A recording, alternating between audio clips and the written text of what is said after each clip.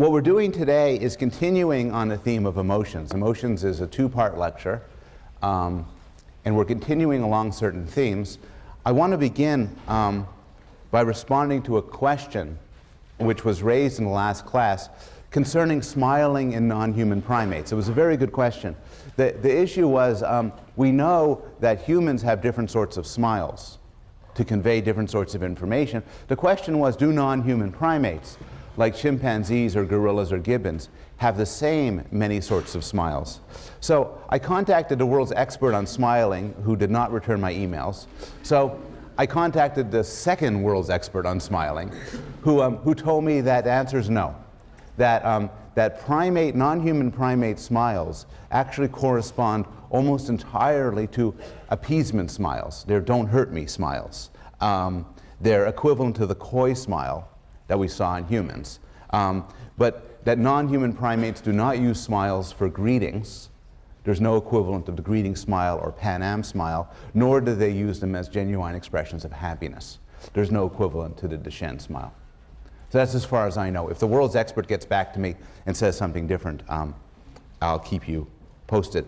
Another thing, going back to the beginning theme of the class, what we started, just to review, we talked about the different functions of emotions, and then we talked about smiling and facial expressions, and then we turned to a non-social emotion, the case of fear, and then we shifted to social emotions, and we talked about social emotions towards kin and the special evolutionary reasons that would lead them to evolve.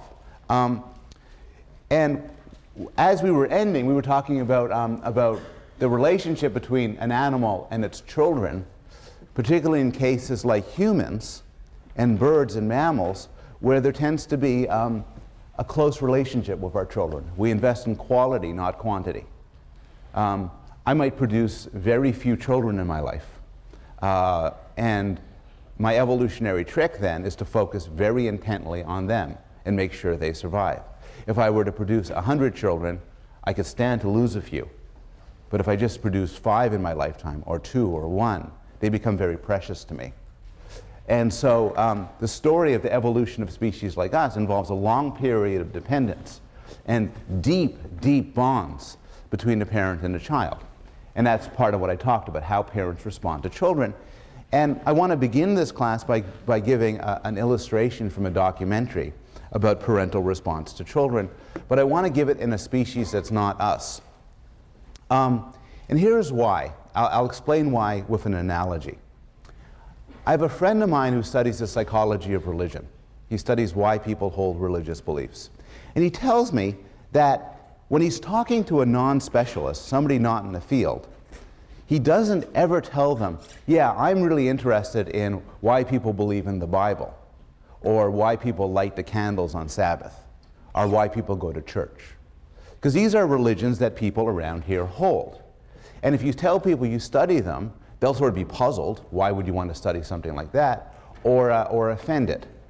If you want to talk about the psychology of religion to an audience like this, what you do is you start with the exotic. So you start by talking about people who put butter on their heads. There's Dan Sperber talks about a culture where the men put butter on their heads in the summer and it kind of melts, and that's part of one of the things that they do. Or you talk about a culture that believes in spirits, or that trees can talk. You say you're studying, they say, oh, that's interesting, I wonder why they believe that. And you use that as a way to look at more general facts that exist even in our culture. You use the fact that we don't take the exotic for granted as a way to motivate the scientific study of things we do take for granted. And this is, of course, true more generally. This was the point in the William James quote, when he talked about things that are natural to us and noticed that some very odd things are equally natural to other species. And it's true, I think, in particular, when we talk about things like the love we have for our children.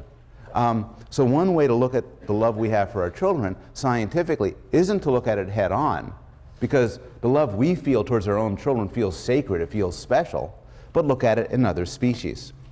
And so one of the nicest illustrations of this is the emperor's penguin, whose childcare and mating practices were dramatized in a wonderful movie called March of the Penguins.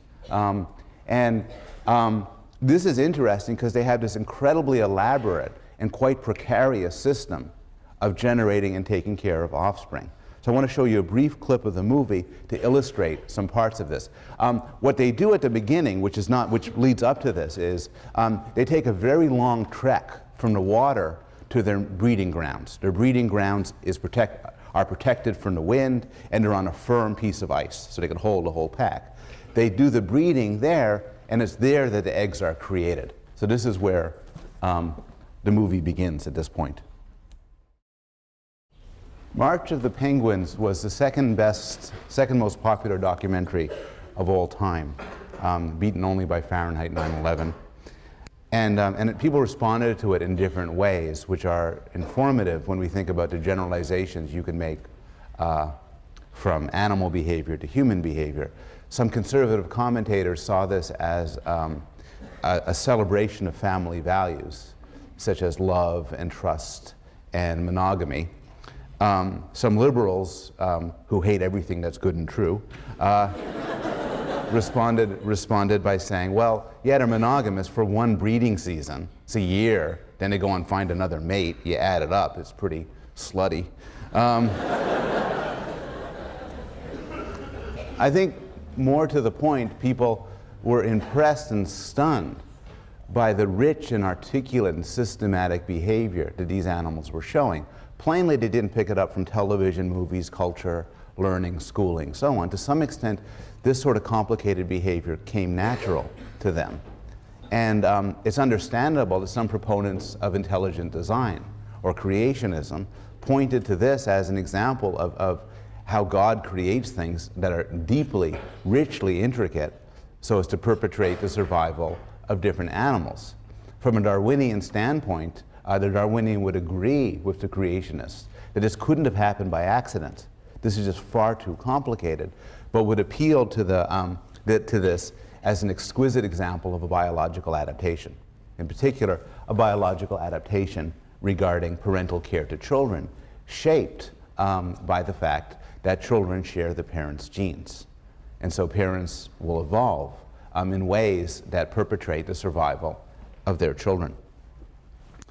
Then there's the other direction, which is how children respond to parents, how the young ones are wired up to resonate and respond in different ways to the adults around them. And we quickly talked about some different theories of this, and I'll just review what we talked about last class. Babies will develop an attachment to whoever's closest. They'll usually prefer their mothers, because their mothers are typically those who are closest to them. They'll prefer her voice, her face, her smell. It used to be thought that there's some sort of magical moment of imprinting, that when the baby is born, the baby must see his or her mother, and boom, a connection is made. If the baby doesn't, terrible things will happen with attachment later on. This is silly. There's no reason to believe there's some special moment or special 5 minutes or special hour. It's just in the fullness of time, babies will develop an attachment to the animal that's closest to it. They will recognize it as, at an implicit level, at an unconscious level, as their kin. Well, how does this work? How does the baby's brain come to develop an emotional attachment to that creature? Well, you remember from Skinner that operant conditioning could provide a good answer to this. And this is known as the cupboard theory, which is babies love their moms because their moms provide food. It's the law of effect, it's operant conditioning. They will approach their mothers to get the food from them.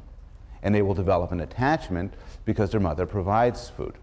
And this is contrasted with a more nativist, hardwired theory developed by Bowlby, which claims that there's two things going on.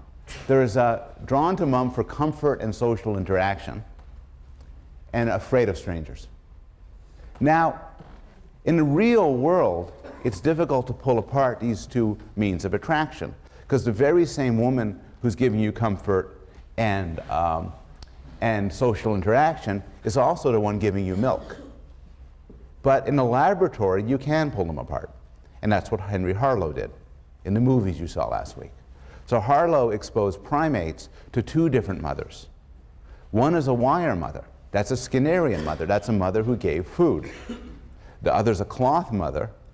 set up so that she'd be comfortable and give warmth and cuddling. And the question is, which one do babies go for? And as you can remember from the movies, the results are fairly decisive. Babies go to the wire mother to eat. As one of the characters said, you got to eat to live. But they loved the cloth mother. They develop an attachment to the warm, cuddly mother.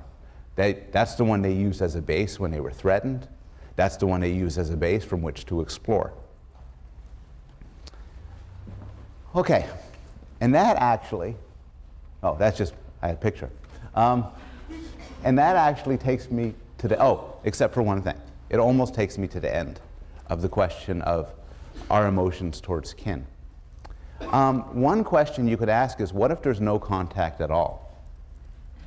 Now, you could imagine that the effects of how, a lot of people are interested in the question of the effects of the child's early relationship to adults around him or her and how the child turns out later. This becomes hugely relevant for social debates like daycare. So for instance, a lot of psychologists are interested in the question, is it better for a child to be raised by a parent, usually a mother, or does it make a difference if the child goes to daycare? What if the child goes to daycare at 6 months? What if the child goes to daycare at 2 years? How does this affect the child? The short answer is nobody really knows. There's a lot of debate over whether or not there's subtle differences, and it's deeply controversial. But we do know that it doesn't make a big difference. We do know that if you got raised by mom, or perhaps mom and dad, or maybe just dad, all through your life until going up for school, and my parents threw me in a daycare at age 3 months, it's not going to make a big difference for us. Maybe a subtle difference, though it's not clear which way it would go, but it won't make a big difference. But what if there's no contact at all? What about terrible circumstances where people get no cloth mother? They get nobody for attachment. This is in the real world, of course, you can't do experiments on this. And in the real world with humans, this only happens in tragic cases. But this has been studied. So Harlow, again, raised monkeys in solitary confinement. So they were raised in steel cages with only a wire mother. In other words, they got all the nutrition they needed, but they got no mothering. It turned out that you kind of get monkey psychotics. They're withdrawn, they don't play, they bite themselves, they're incompetent sexually, they're incompetent socially, they're incompetent maternally. In one case, one of these monkeys raised in solitary confinement was artificially inseminated. When she had a child, she banged its head on the floor and then bit it to death. So this shows, this is kind of a stark demonstration that some early connection, some early attachment is critical for the developing of a primate. Obviously, you don't do these experiments with people, but there are natural experiments. Humans raised in harsh orphanages with little social contact. And these children, in other words, they get fed, barely, but nobody picks them up and cuddles them. These children, if this happens for long enough, they end up with severe problems of social and emotional development. From an emotional point of view, they're often insatiable, like they really need cuddling and support, or they're apathetic, they don't care at all. Now there's some sort of good news, which is if you get these people or these monkeys early enough, you can reverse the effects of this bad development. So there's some research done with monkey therapists. So what they do is they take the monkey, they raise it in a steel cage, the monkey comes out, the monkey's kind of psycho, and then they send in a younger monkey who's just goofing around, jumping all around the place and everything. And experience with this younger monkey who just follows them around and clings to them leads to gradual improvement. It makes the solitary monkey become better. There might be a similar effect with humans. So one story, more of an anecdote than an experiment, was a situation where at the age of 1.5, children were taken away from a really harsh orphanage where they had no contact and brought into a home for mentally retarded women, where these women gave them plenty of contact and cuddling, and apparently, from what we know, brought them back to normal. And this is all I want to talk about the emotions we feel towards our kin, towards our children, and towards our parents. Any questions or thoughts?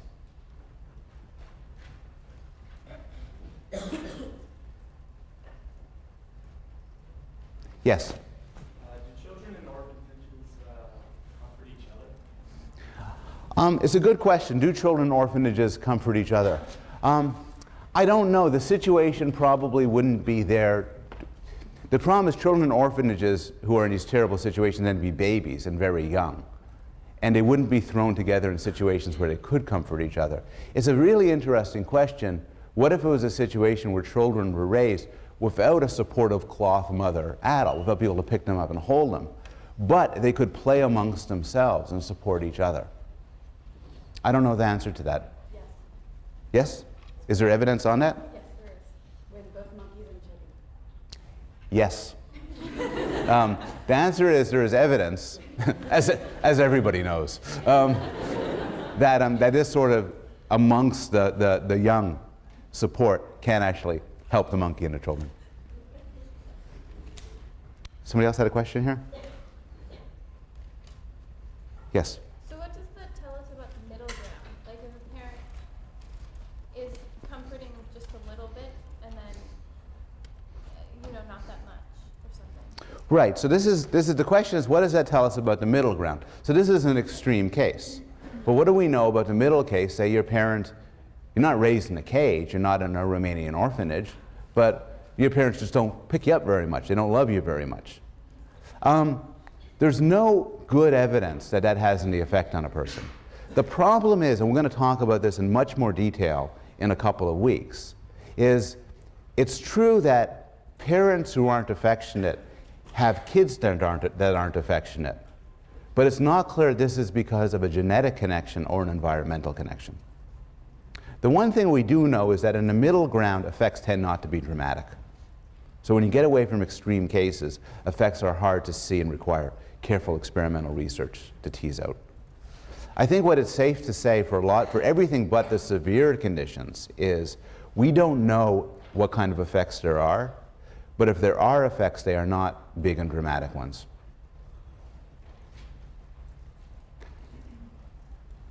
Okay. Animals' good feelings, animals' emotional attraction to their kin is not a huge puzzle from an evolutionary point of view.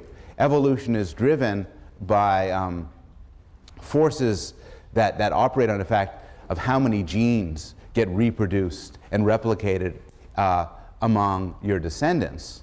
So it makes sense that animals would be wired up to care for their kids. It would make sense that kids who are wired up to survive would develop attachments to their parents. What's more of a puzzle, though, is that animals, including humans, seem to have exquisitely complicated relationships with non-kin. In particular, animals are nice to non-kin. You are nice to people that you're not related to. There's a lot of examples of this. Animals groom one another. You pick off the lice and the bugs off your friend. They pick it off you. They give warning cries. So warning cries, all sorts of animals give warning cries. You are, I don't know, you're like a little animal and a big animal comes charging. You say, hey! Oh, you made some sort of cry and everybody runs away. That's very risky for you. But you do it anyway, often to protect people you aren't related to. Often animals share childcare. And from a cold-blooded natural selection survival of the gene point of view, you would imagine that, if you lend me your kid for today, I would eat them for the protein. And, it's not my genes. And actually, it gives more for my kids. That's not quite how it works, though. Animals share food.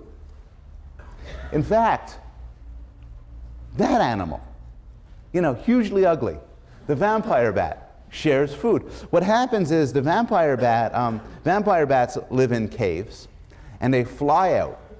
And what they do is often a bat will strike it big. So find a horse, for instance. Bite the horse, pump in tons of blood, and then fly back. And what it does is it doesn't keep it to itself. Rather, it goes around the whole cave and vomits blood into the mouth of all the other vampire bats.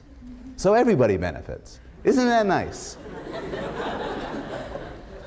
Now, what you're tempted to say is, well, that's really nice, everybody benefits. But this raises a puzzle from an evolutionary point of view. Remember, animals benefit more. Under this situation, animals benefit more by working together, by working alone. The benefits outweigh the cost.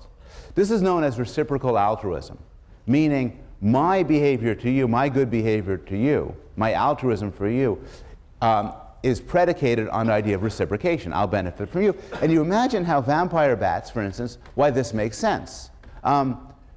If you're a vampire bat, it's a better system when anybody strikes it big to feed you, rather than for anybody to strike it big, use the blood, and then spit out all the rest of it. But here's the problem. Here's why it's such a puzzle. The problem is the existence of cheaters.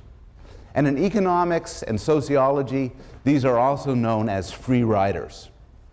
And what a cheater or free rider does is it takes the benefits without paying the cost.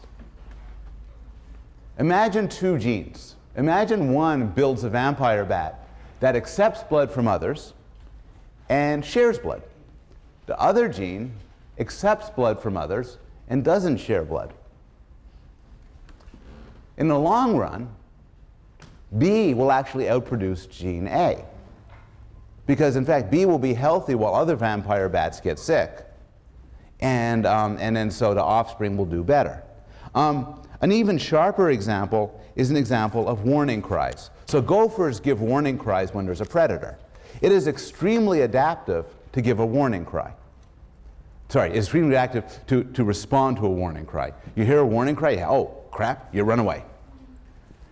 It is not very adaptive to give a warning cry. A really good solution then is to listen to warning cries, but not to give them. You know, suppose we had a system, it is very adaptive when people are going to the bar, when people buy drinks, to accept the drinks. It is not so adaptive from the standpoint of one's wallet to buy people drinks. Here's a solution. Accept drinks, but don't pay for drinks. And if everybody fell to that solution, the idea of buying a round would fade.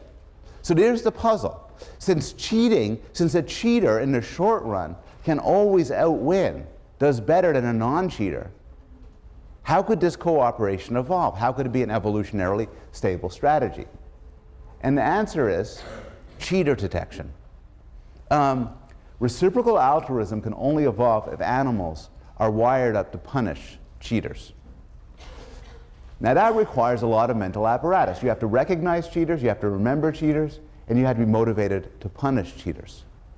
And not every animal has this degree of complicated apparatus, but actually we know that vampire bats do. So in one clever study, the theory says, evolutionary theory says, yeah, I see what these vampire bats are doing, but you see, and this is a case where evolution makes a nice prediction, that couldn't evolve unless bats are keeping track. If bats aren't keeping track, then the system could never exist because the cheaters would just take it over. They must be watching for cheaters. So the experiment which was done is a vampire bat strikes it big, it flies back, and then you keep it, as a scientist, you keep it from giving blood to anybody else. Then what happens? Well, what happens is when the other bats strike it big, they starve the selfish bat. Just as if we go to bars and everybody buys a round, except for me. And this happens over and over and over again. Pretty soon you're going to buy a round, but you're not going to give me one. And so just as humans are keeping their eyes out for people who are taking the benefits without paying the costs, so are other animals. And it is argued that this sensitivity to cheating, this focus on reciprocation plays a powerful role in the evolution of social behavior and the evolution of social emotions. And the classic illustration of this is the prisoner's dilemma. Now, many of you, I think, have seen the prisoner's dilemma in one course or another. It shows up, it is one of the main constructs in the social sciences. It shows up in cognitive science, psychology, economics. Yeah, you could, the teaching fellows are passing around something which you're not going to use right away. But for some of you, this is the first time you're going to be exposed to the prisoner's dilemma. So let me spell it out. Here's the idea. You and a friend commit a crime. You rob a bank, for instance. For the sake of this example, you are prisoner 2. You get caught. The police put you in a little room and they say, we want to know everything that happened. In particular, we want you to rat out your friend. Now, here are the options. And one thing about this is nothing is hidden. The police officer could actually print out a copy of the prisoner's dilemma and put it right in front of you. And what he could say is, look, you're a prisoner 2. You could cooperate, you have 2 options.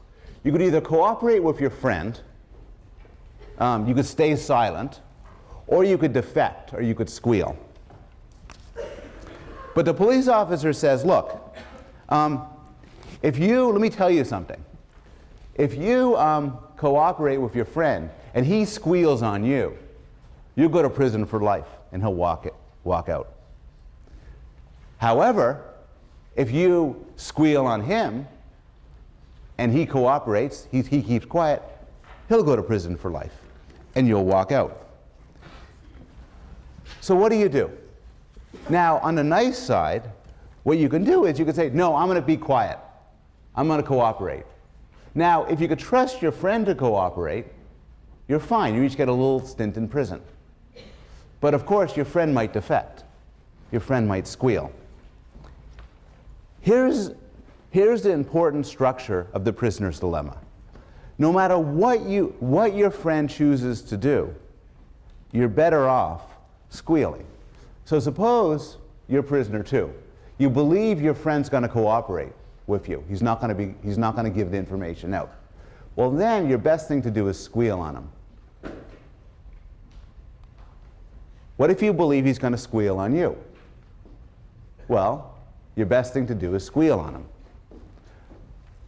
But if you could get your act together and you could coordinate this, you would both be quiet and get a fairly minor penalty.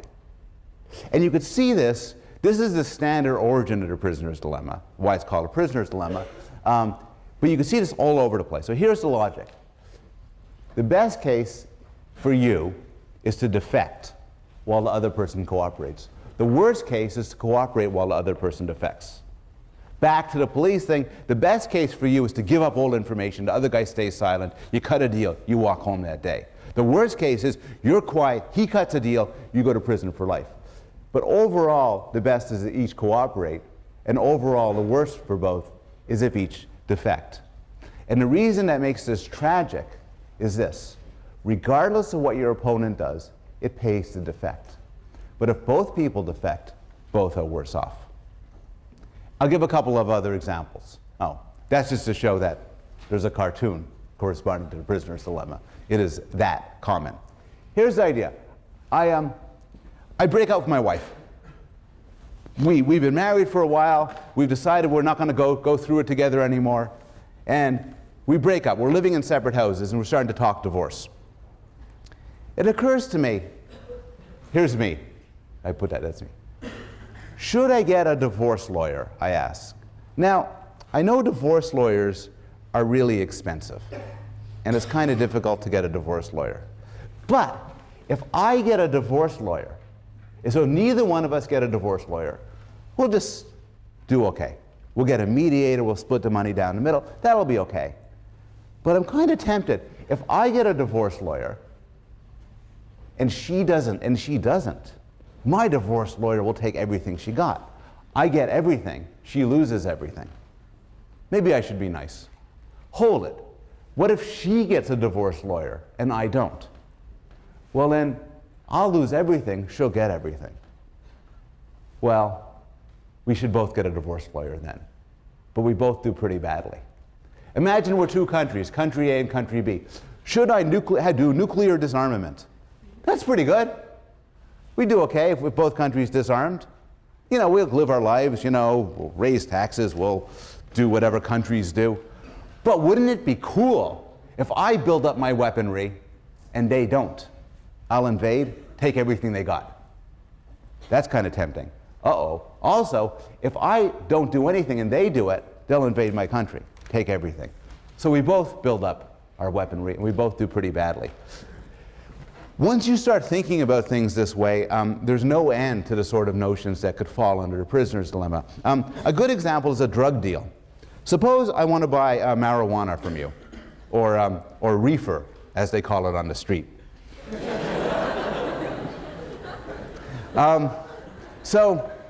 So I have $1,000, and from you I'd like to buy a ton of reefer. So I'm rounding up. So you say, wonderful, wonderful. Let's meet behind the gym 2 in the morning on Friday, and we'll do the change. You bring $1,000, I bring the reefer. Oh, cool, okay, good. And I think that's pretty good. $1,000, I get the reefer, get $1,000, that's brilliant. That's okay, that's a normal thing. But now something occurs to me. Nobody's gonna go to the cops if things go badly. So instead of bringing the money, why don't I just bring a gun? You come with your reefer, I stick a gun in your face, take the reefer, go home. Maybe I won't do that. But now I worry, because you're thinking the same thing. So you could show up with a gun, stick the gun in my face, take the $1,000, go home, I'll have no reefer. What will I smoke? So we both think this way. So we both show up behind the gym 2 in the morning with guns. Well, that's not as bad for either one of us if you had a gun and I didn't have a gun. But still, we're both worse off than if we could cooperate and just do the damn trade. And so that's the structure of the prisoner's dilemma. You can only appreciate the prisoner's dilemma by actually doing it. So here is a numerical equivalent to the prisoner's dilemma. Everybody should have a card in front of you, a file card. If you didn't get a card, a piece of paper will do just as well. Please write on one side, cooperate, and on the other side, defect. And then please find a partner with whom to play one game. This is a one-shot game.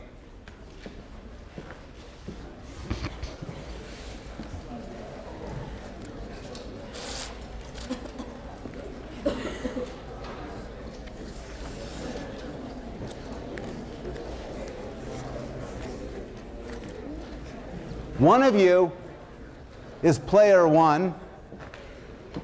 The player on the rightmost side from my right could be player 1. The other one is player 2. Do you each have a partner? If you have 3 people, you could cluster together and do 2 and then 2. And just think, it is actually best if you've never met or spoken to the person you're about to deal with. And the game is, when I say go, simply show the person your choice. To be clear, if you are player 1 and you cooperate, and player 2 cooperates as well, you each get $3. If you are player 1 and you cooperate, while player 2 defects, player 2 gets $5, you get bupkis. And so on. On 3, just show the card to your opponent, to your person you're playing with. 1, 2, 3. Okay. How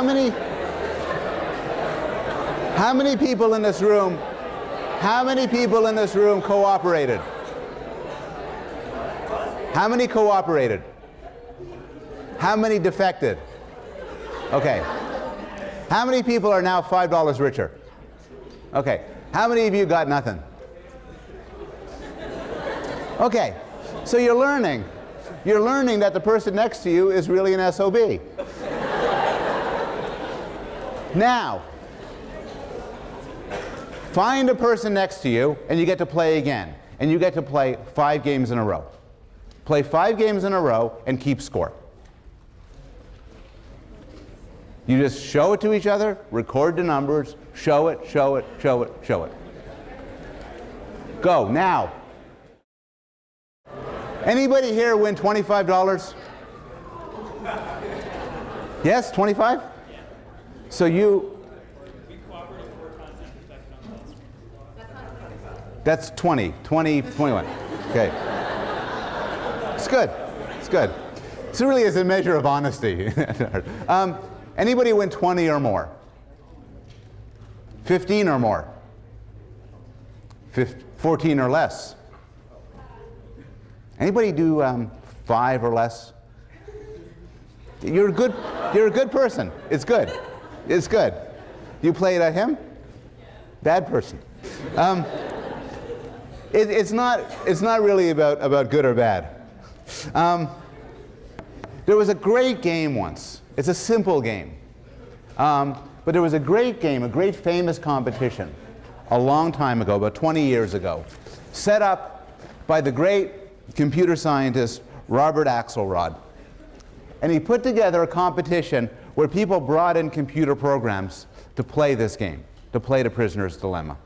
And there were 63 competitors. And these computer programs were incredibly, some of them were very simple. Always be nice, always cooperate, always defect. Some were elegant, prime number solutions and prototype responses, genetic algorithms crafted to figure out what the other person was doing and suss them out. But the winner was developed by Anatol Rappaport. And Anatol Rappaport actually died about a month ago at quite an old age. Great scientist. What was interesting about this was he was the winner with his program, but his program was also one of the simplest. It may well have been the simplest. It was called Tit for Tat, and it worked very simple. It took 4 lines of basic code. The first time you meet a new program, cooperate. The first time you meet somebody, be nice. After that, do on each trial what the other program did on the previous trial. This beat 62 others. And here's why. It has certain beautiful features. It starts friendly. Remember, the best long-term solution is everybody's nice. It starts off nice. But you can't, it's not a sucker. If you screw with it, it will defect back on the next turn. It is, however, forgiving. You want to get nice with it? Be nice. If you're nice, it'll be nice back at you later on. It's also transparent. Nothing complicated about it. And that's actually important. It's not merely that it's not a sucker and forgiving. More to the point, it is you could tell it's not a sucker, and you could tell it's forgiving. And this very powerful algorithm learned to cooperate even in a situation and learn to make it out the best, even in a situation where there's a risk of cheating and betrayal. Some psychologists have argued that our emotions correspond to the different permutations on the prisoner's dilemma. We like people who cooperate with us. This motivates us to be nice to them in the future. Much as a tit-for-tat algorithm says, if you're nice to me now, I'll be nice to you back. We don't like being screwed with.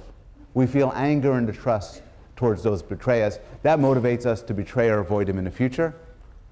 And we feel bad when we betray somebody who cooperates with us. This motivates us to behave better in the future.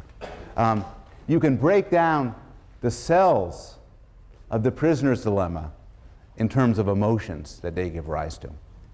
I did an experiment last night with my 7-year-old and my 10-year-old. I explained to them the prisoner's dilemma. I didn't give the divorce lawyer example, and we gave them a big thing of chocolate chips, and the good chocolate chips. We had the good chips, and we had the matrix, and we had them play. Now what they did isn't so interesting. But what's interesting is they were furious at each other. One of them, the younger boy, kept being betrayed by the older boy, including tricks like he'd say, okay, let's both cooperate. Okay. And he'd cooperate. Defect. And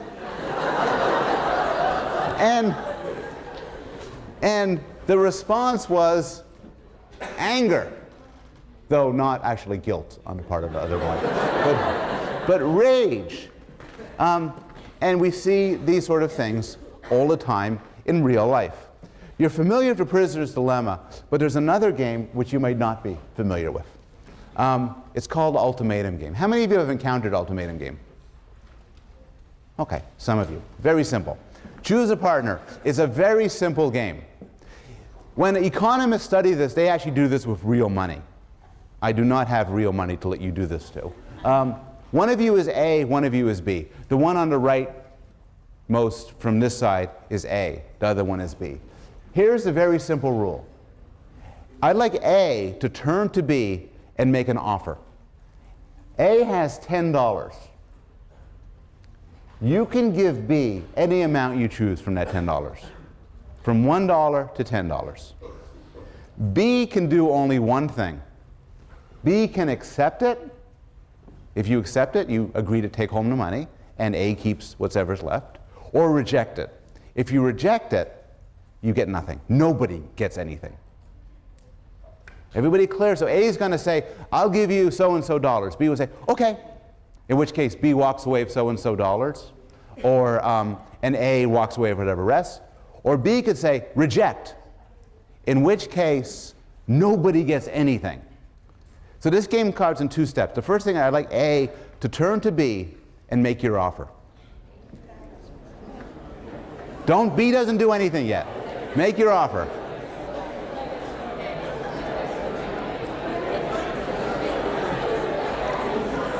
Your offer should be one word. People are explaining their offer. Make your offer. Okay, stage two. Stage two. Do not negotiate. I see people waving their hands and it's complicated. It should be a number from 1 to 10, a positive integer. Now, B, I'd like B to say one word. And you could say it really loud on 3. Accept or reject. 1, 2, 3. Accept. Wow. How many people accepted? Anybody rejected? Good. Okay. How many people offered $10?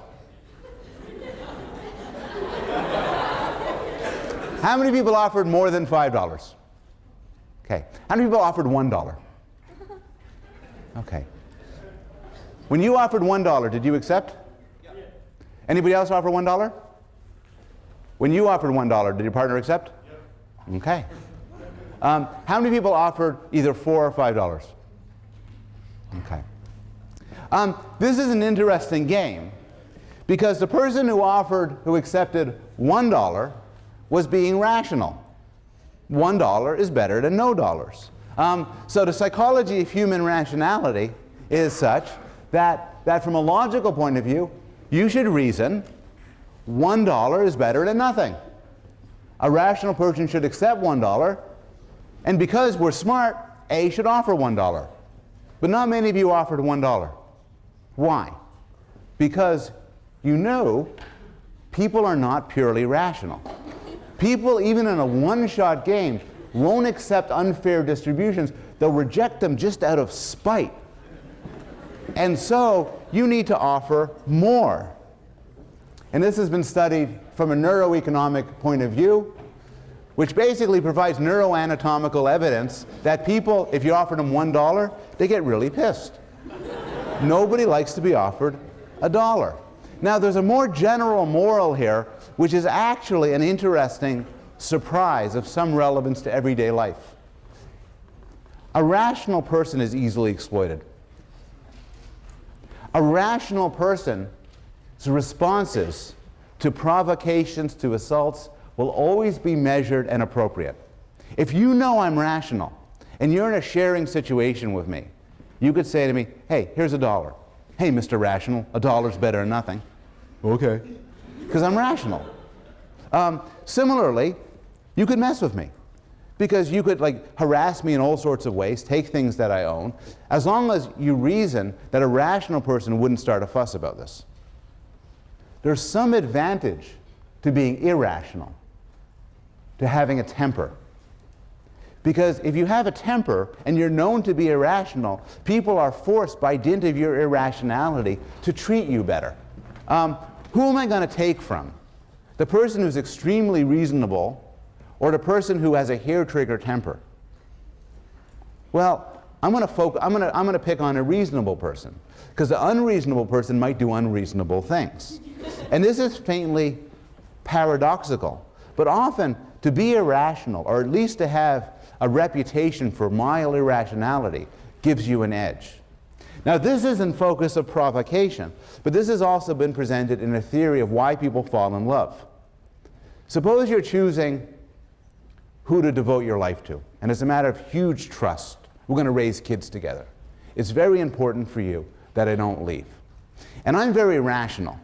So I say to you, we should mate and have children, because I find you the most attractive of everybody who is available that I've met so far. I'm very rational, and as so long as this continues to be the case, we'll be together. Well, that's reasonable and rational, but wouldn't you rather be with somebody who's head over heels in love? Head over heels in love is irrational, but it's also, within certain parameters, endearing, because the irrationality of the person means you could trust them more in the long run. Just like the irrationality of somebody who has a temper means you don't mess with them as much. The studies have been done more with regard to violence than with love. And in fact, the irrationality, the benefits of irrational violence have been translated in terms of the study of homicide and other crimes. Daly and Wilson describe the cause of murder. Most murder is not caused by reasonable provocation. Most murder is not rational in its response. Most murder is generated by insult, curse, petty infraction. But this is not crazy irrationality, it's adaptive irrationality. Daly and Wilson point out, in chronically feuding and warring societies, an essential manly virtue is the capacity for violence. To turn the other cheek is not saintly but stupid, or contemptibly weak. If I show myself a rational person when picked on or harassed, I'll be known as somebody you could pick on and harass. And in fact, it turns out even in the modern world, this is from a New York Times I just picked up a year ago today, and the point is that the violence is due to people disrespecting each other or giving a dirty look. And you might think, isn't that irrational? But it's not irrational in circumstances where people live together in an environment where they have to deal with each other over and over again, and often where there's not much support by the police, as in the cases they talked about here. What's particularly interesting is this sort of importance of a reputation for violence differs from culture to culture. And I've been talking so far in this class, and in fact, so far in this course, about universals, about things that are built in, things that show up across humans and other animals. I want to turn now and end this lecture by talking a little bit about a cultural difference. And it's a psychologically interesting cultural difference with regard to the emotions.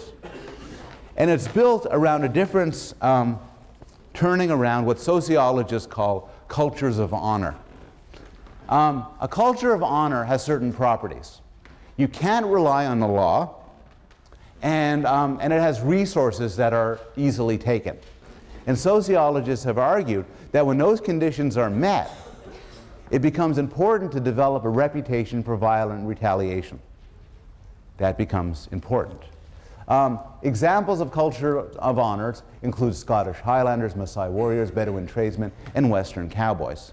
All cases where there's resources such as cattle that are vulnerable and easily taken, but you can't count on calling 911 and having people come help you. But the culture of honor that's been studied the most by modern psychologists is the American South.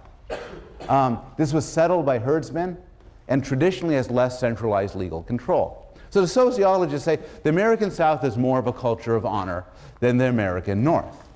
But how do you know? I mean, what does that do? We're interested in this class in claims about psychology.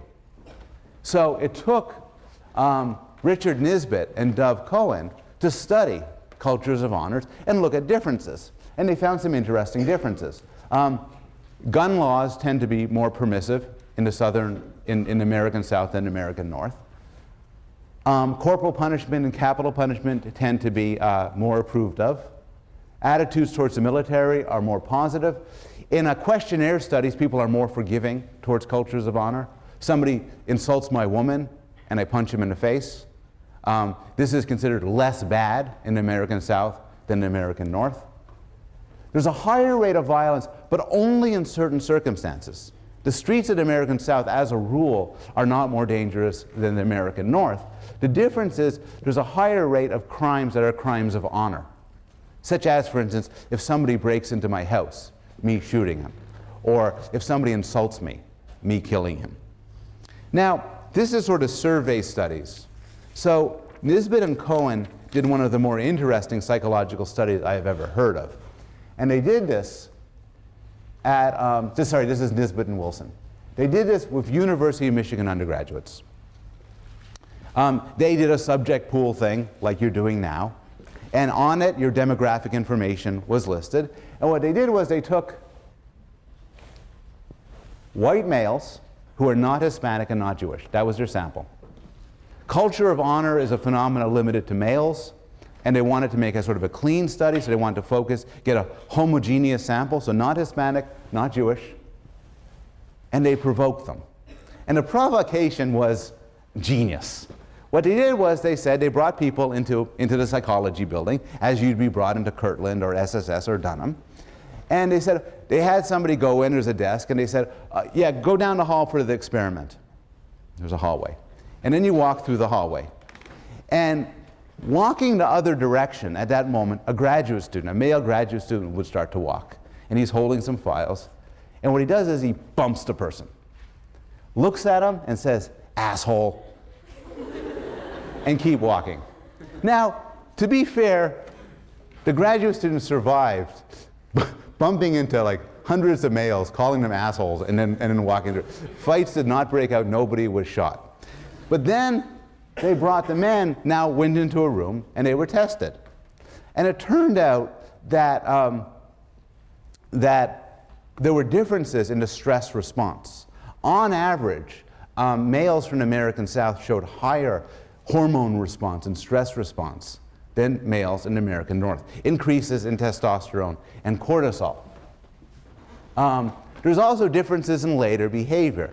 The people suggesting that they were made angry. They gave differences in fill-in-the-blank questions, for instance. You know, I don't remember the examples, but it's examples like John went to the store and bought a blank. And then you know, and the Northerners would say, and bought, you know, an apple. And the Southerners say, an AK-47 to kill that freaking graduate student. Now, again, the American South, people in the American South were not overall more violent than the American North, but they were more and more sensitive to provocations of honor. Now, when I gave this lecture a few years ago, a Southern student contacted me afterwards and said that she felt that picking out the Southern minority at Yale was to some regard offensive, and that people say things at Yale about Southerners, American Southerners, that they would never say about any other minority group. So there's 2 points I want to make regarding this. One is, of course, these are average differences. Not every Northerner and Southerner would differ along these lines.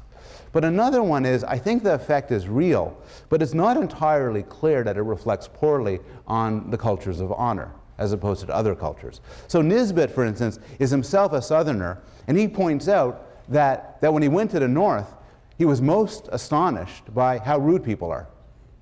And this is because the North, the American North, is not particularly a culture of honor.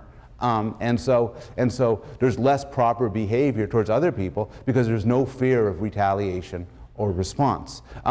Moreover, the culture of honor virtues like honor, loyalty, courage, and self-reliance are on the face of it not necessarily bad things.